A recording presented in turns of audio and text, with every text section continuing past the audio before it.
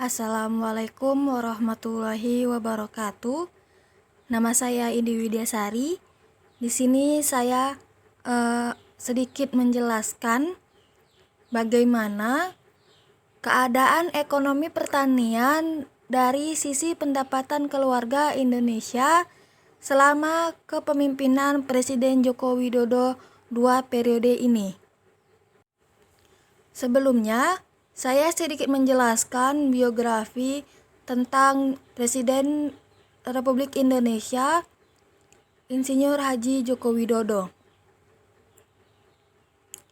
Insinyur Haji Joko Widodo atau yang lebih akrab disapa Jokowi.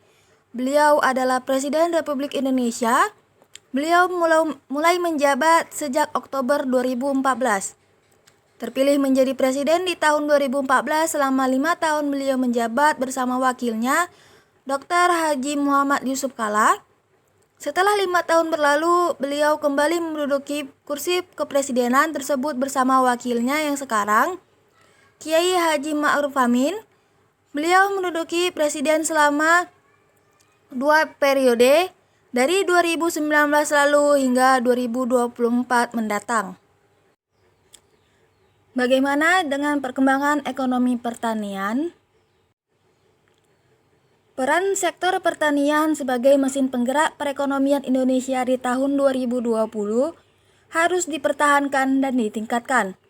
Guna mendorong pertumbuhan ekonomi, sektor pertanian diproyeksikan tumbuh sebesar 3,30% hingga 4,27%.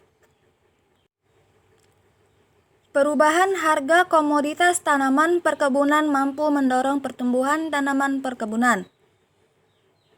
Geliat sektor pertanian di tahun 2021 dihadapkan dengan sejumlah peluang dan tantangan, antara lain gelombang pandemi di sejumlah negara, perubahan perilaku konsumsi dari restoran, disrupsi teknologi finansial dan teknologi tatap muka. Sektor pertanian disebut karyasa menjadi semakin penting dalam pertumbuhan ekonomi nasional. Hal tersebut turut tergambarkan dari inflasi bahan pangan terkendali, jumlah penduduk miskin di perdesaan semakin menurun, dan kesejahteraan petani semakin membaik. Keberhasilan pembangunan pertanian juga tercermin dari kesejahteraan petani. Bisa dilihat secara langsung melalui indikator nilai tukar usaha pertanian dan menurunnya jumlah penduduk miskin di perdesaan.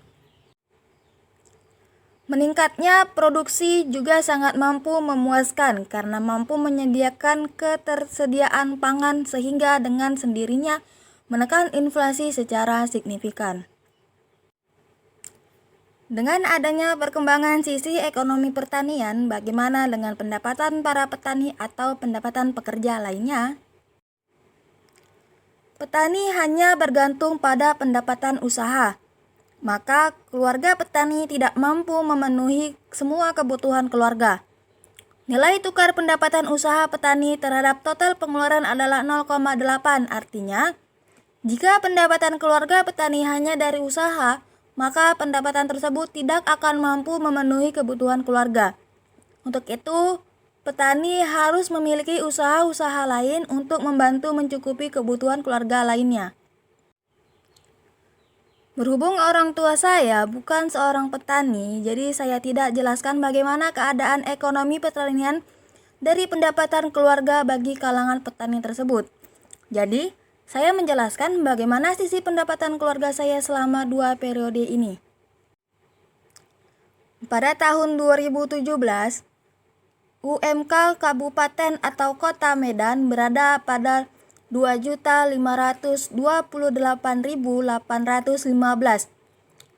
Di tahun 2018 naik sebesar 8,71% menjadi 2.749.704.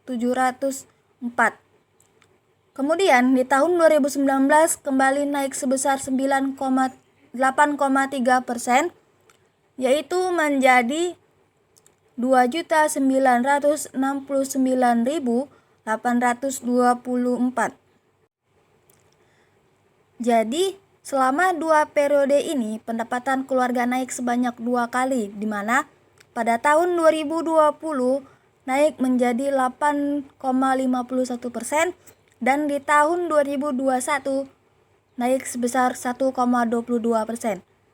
Kenaikan yang tidak begitu drastis, tetapi membuat para pekerja tidak merasa sia-sia dan pendapatan mengalami perubahan.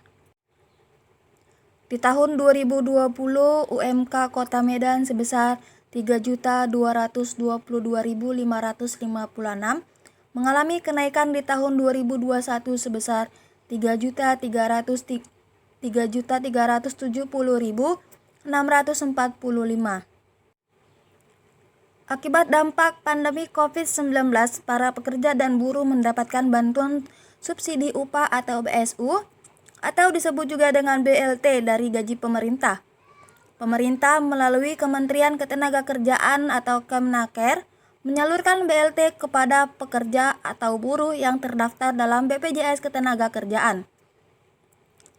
Penyaluran bantuan subsidi diberikan kepada para pekerja atau buruh sebanyak 2 kali, yang dimana yang pertama itu sebesar 2,4 juta di tahun 2020 dan di tahun 2021 sebesar 1,2 juta. Kesimpulannya, selama 2 periode ini pendapatan mengalami kenaikan dan juga mendapatkan bantuan dari pemerintah untuk pekerja atau buruh yang sesuai dengan klasifikasi data sektoral BPJS. Walaupun mengalami kenaikan sisi pendapatan, tak kemungkinan kewajiban lainnya dan bahan-bahan pokok juga mengalami kenaikan, seperti harga bahan pokok makanan, iuran BPJS, serta harga bahan bakar minyak atau BBM di Pertamina juga mengalami kenaikan. Demikian sedikit penjelasan dari saya. Apabila ada salah kata, saya mohon maaf. Assalamualaikum warahmatullahi wabarakatuh.